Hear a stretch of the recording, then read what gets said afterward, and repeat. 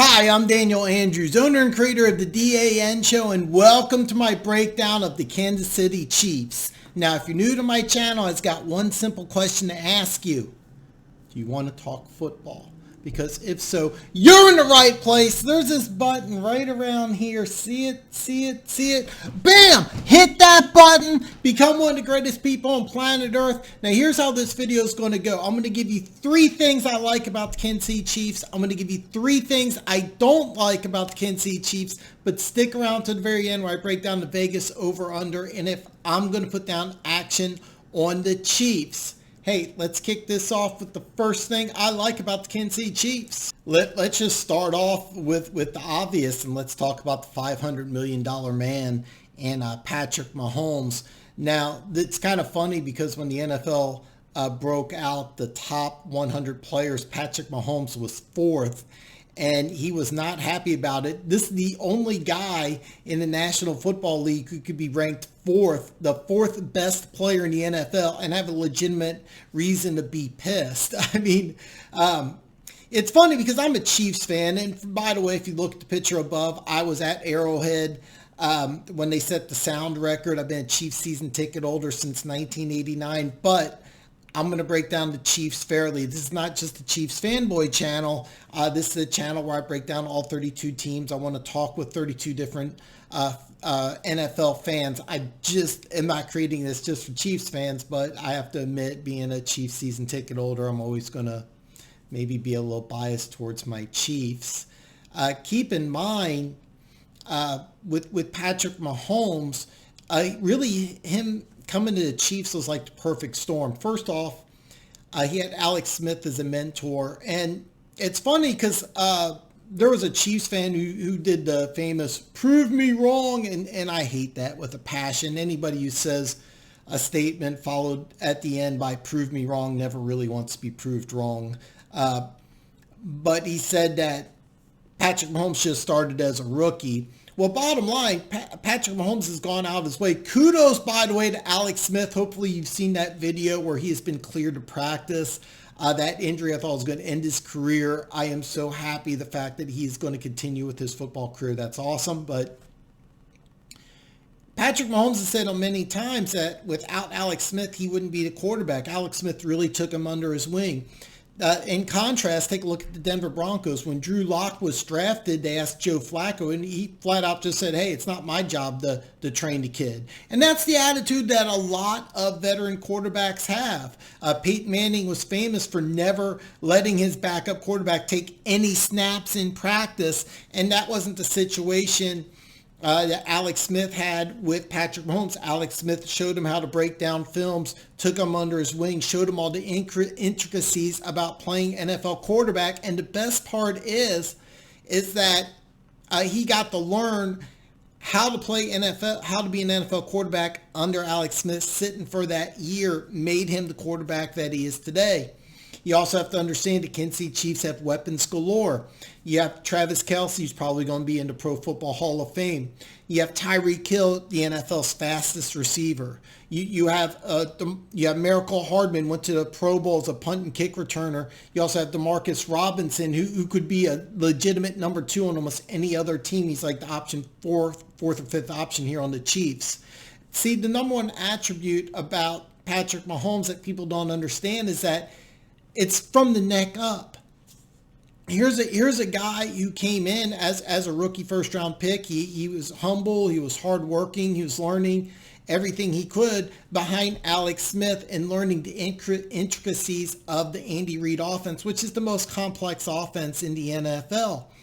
You have to understand he's got a near photographic memory, and that's something Chiefs coaches kept on bringing up. This is the most complex offense in the NFL by a considerable margin. One of the issues I've often said with the Chicago Bears is Matt Nagy, the Chiefs' former quarterback coach. He wanted to bring that same offense to Chicago. Well, one of the problems is that I think he overloaded Mitchell Trubisky. He wasn't able to comprehend that huge offense where Patrick Mahomes was. Now, I'm not calling Trubisky an idiot by any means. I'm not saying that at all. But the issue above the neck is Patrick Mahomes' biggest attribute. He's able to be able to comprehend and understand this extremely complex offense that Andy Reid has. That's kind of why you have a perfect storm. You have this extremely complex offense. You have lots of weapons. Plus, you got to learn behind one of the smartest quarterbacks in the NFL, Alex Smith, but also one of the best guys. There's a good chance if he had a jerk as a starting quarterback, maybe he'd be trying to fight, maybe he'd be pushing for playing time, and he wouldn't have the success that he's had. I can make a strong argument that his first 2 years as an NFL quarterback is the best 2 years of any quarterback in the history of the NFL. 5,000 yard, 50 touchdown season, MVP season, and Super Bowl MVP. Second thing I like about the Kansas City Chiefs is the players that are staying. You have to understand, in 2019, they signed Frank Clark. They gave up a first and a second round pick for Frank Clark, first in 2018, and then a second in 2019. I'm sorry, first in 2019, second in 2020 for Frank Clark, and they also gave him $100 million, plus she also signed Honey Badger to a 3-year, $42 million contract. If you watched all 32 of my videos, oftentimes I've said that the pandemic had a negative effect on teams. Well, the Kansas City Chiefs are probably the one team that it's had a positive effect, because the Chiefs were able to keep Sammy Watkins. They were able to retain Chris Jones. They were able to keep Demarcus Robinson, who I mentioned earlier. Demarcus Robinson signed a 1-year contract to stay with the Kansas City Chiefs. Here's a guy, he was the 4th leading receiver in receptions, 5th in yards on the Chiefs. He could walk into New York Jets, be the Jets' number 1 receiver right away. He's a number 2 receiver on about half the teams in the NFL, but on the Chiefs, he's 4th or 5th best option. But he signed a 1-year deal because free agency, limited people with the pandemic. You weren't able to go into you weren't able to travel. You weren't able to go into other teams' buildings and meet with the general managers and meet with all the coaches and the players. It really affected free agency. So here's a guy who really could leave Kansas City and have a lot more statistics at another location, signed a 1-year deal, stay in Kansas City. Chris Jones, I have no idea how the Chiefs were able to keep Chris Jones. I thought as soon as you signed Frank Clark, Chris Jones was going to be gone after this year. He found a way to keep him around. Sammy Watkins, a legitimate number 1 receiver, signed a 3-year, $48 million deal a couple of years ago, restructured his contract so he could stay here in Kansas City. He's another guy that I thought would be gone, because in Kansas City, he's option number 3. He's behind Kelsey and Tyreek Hill. He could go to about 20 other teams and be the number 1 receiver for that team. Now keep in mind, Watkins' biggest issue has just been health, but when he's healthy and on the field, he's as good as anybody in the National Football League. He's an excellent receiver. But here in Kansas City, hey, you're behind Kelsey and you're behind Tyreek Hill. That's very unusual. I can't really think of another team that he would go to. Maybe Tampa Bay, off the top of my head, where he would go to and be option number 3. So one thing about a team that signs big name free agents, wins the Super Bowl, they usually lose a lot of players during the offseason. The Kansas City Chiefs kept a lot of players that most Super Bowl winners would normally lose. So that's a huge, huge thing that the Chiefs are able to do, because ultimately they want to repeat and they got the players to do it. Third and final thing, and I normally wait till the very end, and I'm going to talk about this again when I break down the Vegas over-under, and I'm also going to put in a link below where I broke down the Chiefs' schedule after it was released. Normally teams that win a Super Bowl have a tougher schedule. Not with the Kansas City Chiefs. The Chiefs actually have I've been a Chiefs season ticket holder since 1989. This is one of the easiest schedules I've seen for a long time. The schedule makers really did the Kansas City Chiefs a favor. The first 4 games are easily the hardest first 4 games of the schedule. It's probably the toughest 4 games of any NFL team. You get the Houston Texans at home. You go to the Chargers. Now keep in mind, the Chargers are kicking off their brand new stadium. They're opening up the stadium. They've been playing the last couple of years at soccer stadium where there's more red. then there's been Chargers fans. This is the first time that the Chargers are going to be able to play at a home game without seeing tons of red everywhere. Now, keep in mind, you're not going to see any fans, unfortunately, but this is a big deal. And then after that, you go to Baltimore on Monday night. So you go from the West Coast to the East Coast. And then on a short week, you come back and you play the New England Patriots. That 4-game stretch is very tough.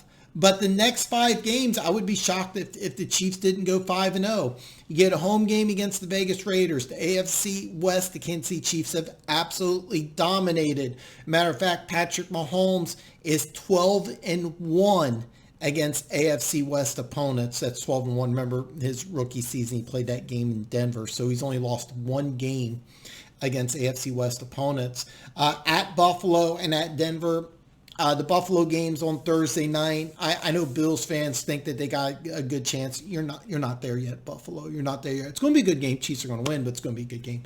At Denver, again, Patrick Mahomes has been 3-0 at Denver. Again, same thing with Buffalo. Better team than they were last year. You're not in Kansas City's league. Home games against the Jets in Carolina. Then you get your bye. The bye weeks, week 10. Great time to have a bye. You go to Vegas. Vegas does not have a bye, by the way. That's another thing, is that no team on the Chiefs schedule. And I said this in the video. I got the link below. Out of all the teams that play Kansas City, none of them get a bye, then play Kansas City. I talked about the very complex Andy Reid offense. Well, you're not going to get 2 weeks to be able to look over this offense. So it's a team that's very difficult to prepare for, because you see different things every single week. Road games, Vegas, at Tampa Bay, home against Denver, and then 2 road games at Miami. At the Saints is going to be a tough one. But I love how the schedule makers had the last 2 games at Arrowhead, Atlanta, and the Chargers. So a team that plays in a dome and a team that plays in the West Coast get to visit Kansas City after Christmas. So kudos to the schedule makers for doing the Kansas City Chiefs a big solid. So just to recap, 3 things I love about the Kansas City Chiefs. Let's go with the big gun. Patrick Mahomes, the best player in the NFL. And keep in mind, as a Chiefs season ticket holder since 1989, it's one thing for me to go ahead and call Patrick Mahomes best player in football, but as a fan of PTI, pardon the interruption, Tony Kornheiser, Mike Wilbon, and Frank Isola. Frank Isola is a guest host. All 3 of those guys have said that Patrick Mahomes is the best player in the NFL, and it's by a large margin. So when they say it, it means a lot more than a guy who's been a Chiefs season ticket holder for 31 years. The players that stayed in Kansas City, normally when a team wins a Super Bowl, big name free agents jettison off. Key role players will leave for bigger contracts and more of a playing opportunity, like in DeMarcus Robinson's case. Not the case with the Kansas City Chiefs. And third thing is the schedule. This has been the best schedule the Chiefs have had for quite some time. This is a very favorable schedule for the Kansas City Chiefs. Usually a team that wins the Super Bowl has a difficult schedule, or a more difficult schedule. I think last year's schedule was a lot more difficult than this year's schedule. The schedule makers really did the Kansas City Chiefs a big favor. Now, 3 things I don't like about the Kansas City Chiefs. First thing I don't like is that there's holes in the defense. Now, one thing I want to be very clear is that the Chiefs are trying to repeat as Super Bowl champions. It's not like they're trying to get into the playoffs. It's not like they're trying to finish 10-6. I mean, this is a team who won the Super Bowl last year, and they're trying to get back to the Super Bowl this year. A little known fact, and this is not even known to a lot of Chiefs fans, but I tried telling this to 49ers fans before the Super Bowl. The Chiefs defense gave up fewer points than the 49ers defense. The Chiefs were 7th in points against last year. They gave up 308 points. The Niners were 8th, gave up 310. 308 is a smaller number than 310, even though a lot of 49ers fans looked at them having a better defense. I would just say, hey, who gave up fewer points, Chiefs or Niners? And the answer was the Chiefs. But one thing about the Kansas City Chiefs is that they gave up 26 most in rushing yards, and they were 29th in yards per carry. Now, one thing that changed is late in the season, they promoted Reggie Ragland to a starter. He was the former inside linebacker in the Chiefs 3-4 defense. While they switched to a 4-3, they put him on the bench. Well, about the last 7 games of the season he started. After that game against Tennessee, a game they lost, the next 6 games, a 6-game winning streak, the Chiefs only gave up 570 rushing yards. That's 95 yards a game. The first 10 games of the season, they gave up 1,481 yards. That's 148.1 yards a game. So you go from giving up almost 150 yards a game to under 100. Reggie Ragland was a big part of that. He's in Detroit. Your secondary has some holes in it. Your starting corner, Rashad Breeland, he's going to miss the first 4 games of the season. Those are 4 tough games, by the way. If you've heard me talk about the schedule, those are the 4 hardest games. That's probably the worst 4-game stretch of the season. You have loved it if you could postpone that suspension. You can't. And in the linebacking core is going to be a spot of weakness. Keep in mind, Reggie Ragland promoted to starter. He's in Detroit. So to sit here and tell you that, hey, the Chiefs defense is a Super Bowl caliber defense, you kind of got to worry about it. They do have some really good pieces in play, but the secondary and the linebacking core, question marks. Defensive line solid. Chris Jones, Frank Clark highlight. One of the better defensive lines in football, but to sit here and tell you that the defense is solid and there's no concerns, that's just a flat lie.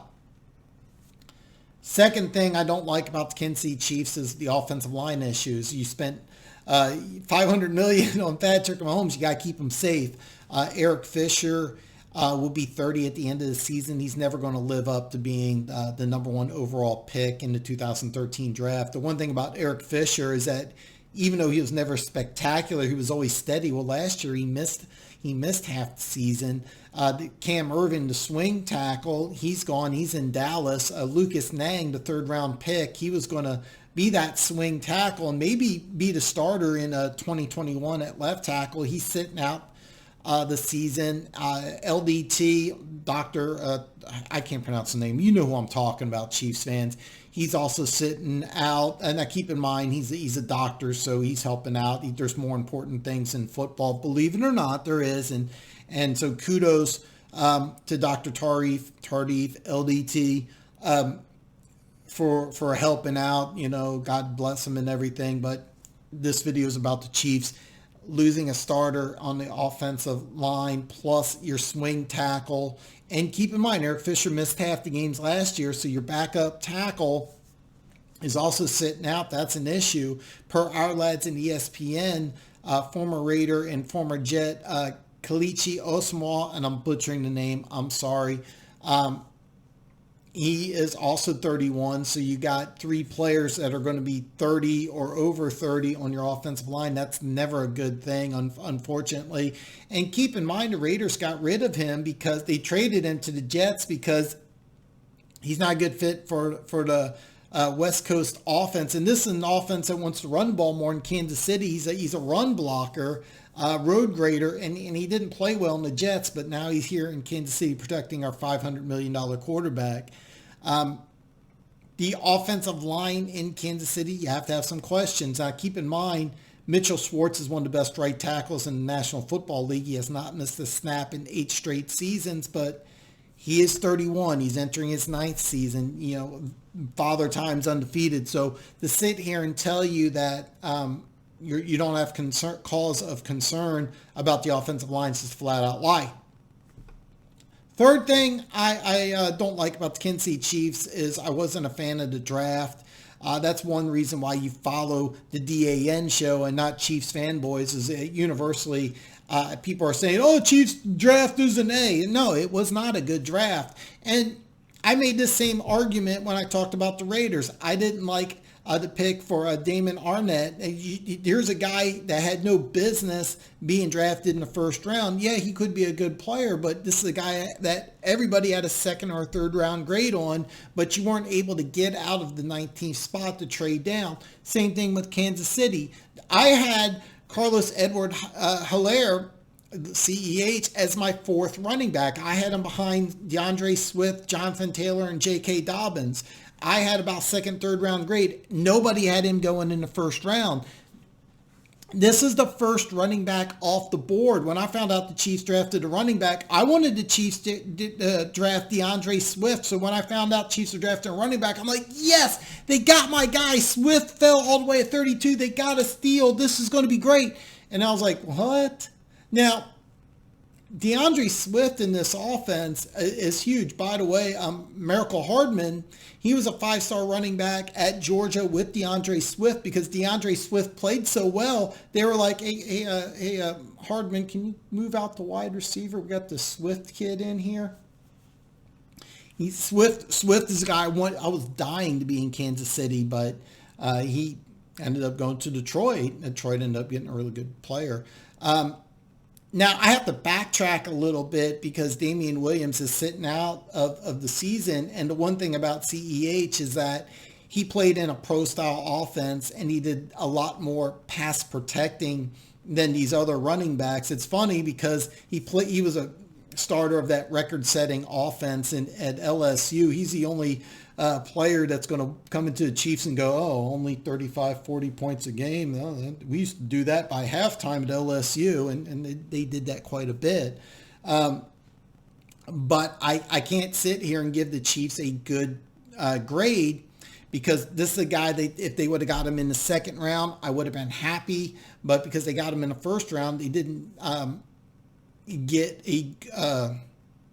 get good draft value, which is important because they only had 5 picks. They really needed to get out of that first round to get some more players. Then you have to give up a 2021 6th-round pick to trade back into the 7th round for a corner who's a big corner. He's a project, but bottom line, you go into the 2021 draft without a 6th-round pick. You only had 5 picks in this draft. You give up a 2021 6, so you can get back for a 7th-round player. This is a guy who's got to produce. 2nd-round pick, Willie Gay. A lot of Chiefs fanboys are saying this guy's going to be a starter. Here's a guy who started in 9 games at Mississippi State. Now, here's the deal. If you don't know the story, here's a 5-star recruit. Now, 5-star defensive player in the state of Mississippi most of the time goes to Alabama. But Mississippi State was able to keep this guy, but he had numerous off-the-field issues, including an 8-game suspension for a tutor incident.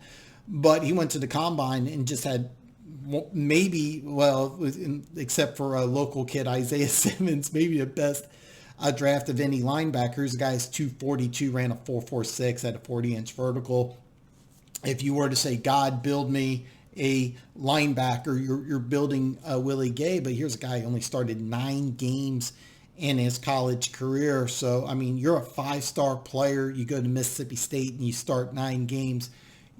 He's the very definition of project. People think that he's going to start this year. No, he's going to play, but to sit here and take a project player and put him as a starter, that's never a good thing. My favorite draft pick was Lucas Nang. This is the person that had the highest draft value. He's going to sit out the whole season, and this is kind of key because this is probably your starter at left tackle in 2021. So, I mean, you got a guy who's going to be your starting swing tackle this year, probably a starter in 2021. There was some talk about moving him to guard this year, but that's not going to happen. So bottom line, you have a team that really needed draft picks. They weren't able to get out of the first round, so you had to overdraft for a player. I don't care if CEH makes the Pro Bowl. It's still not a good pick because you could have had him in the second round. You weren't able to get out of that draft spot. That's what makes it a bad spot. So just to recap, the 3 things I don't like about the Kansas City Chiefs, and yes, these are nitpicky, but you're talking about a team trying to get back to the Super Bowl. You have some holes on defense. You have legitimate offensive line issues. And I gave the draft grade a C-. I stand by that grade. It was not a good draft for the Kansas City Chiefs.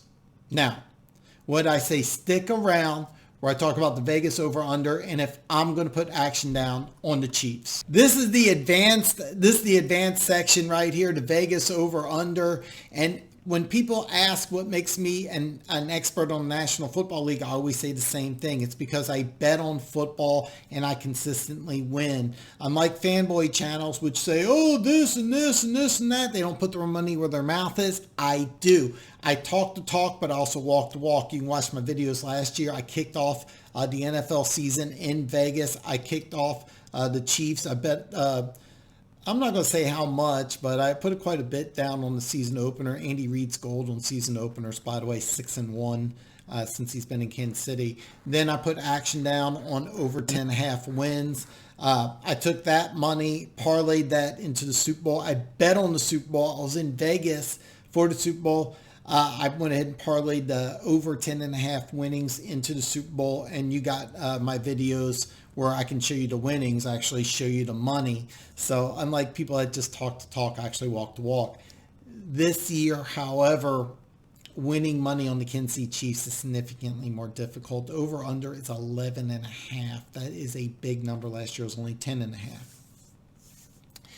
The over is negative 140, so you have to wager $140 to win 100. The under is plus 120. So if you think Chiefs are going to win 11 or fewer games, you wager $100, you will win 120. Now keep in mind, this is William Hill in Iowa, so you're probably getting a lot of action towards the Chiefs. There's a good chance this is going to jump up to 12. Because the schedule is very favorable, I like the over.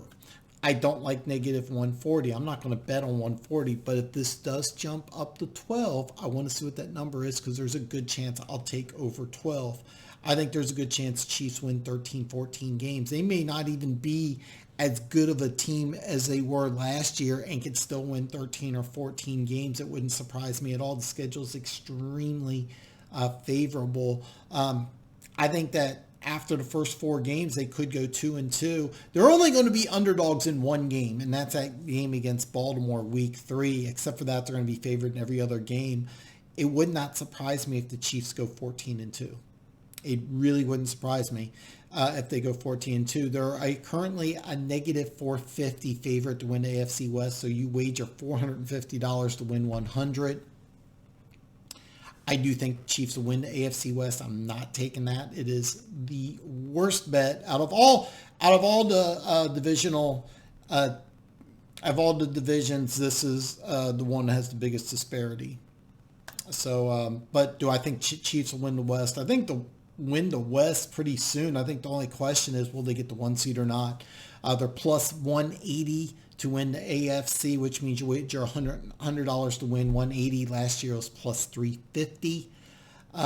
Keep in mind, they are the favorites to win the AFC last year. The Chiefs and the Patriots were tied.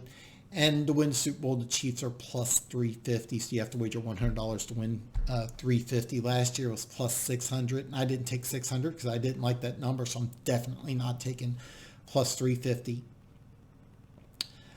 Here's the thing, and I'll talk about this a little more later on, but of all these bets, I don't like any of them. The numbers aren't good. The main number that you're looking at is the over-under. I think it's going to jump up to 12. As soon as it jumps up to 12, I'm probably going to put a little bit of action on the over. I do like over 12, and I like over 12 a lot. I would not take negative 450 to win the AFC West. I'm not picking plus 180 to win the AFC, and I'm not taking plus 350 to win the Super Bowl. I want to see those numbers jump up considerably before I put any action down. So listen, I really hope that you enjoyed this video. I enjoyed doing all 32 teams. So if there's a team that you have a question on, go ahead and take a look here. I'm going to do some videos before the season starts. I'm going to do some videos right before I traveled to Iowa to put the action down. I'm going to do a video in Iowa at the casino when I'm putting my action down so you can actually see what I do. And I'm going to have some live streams coming.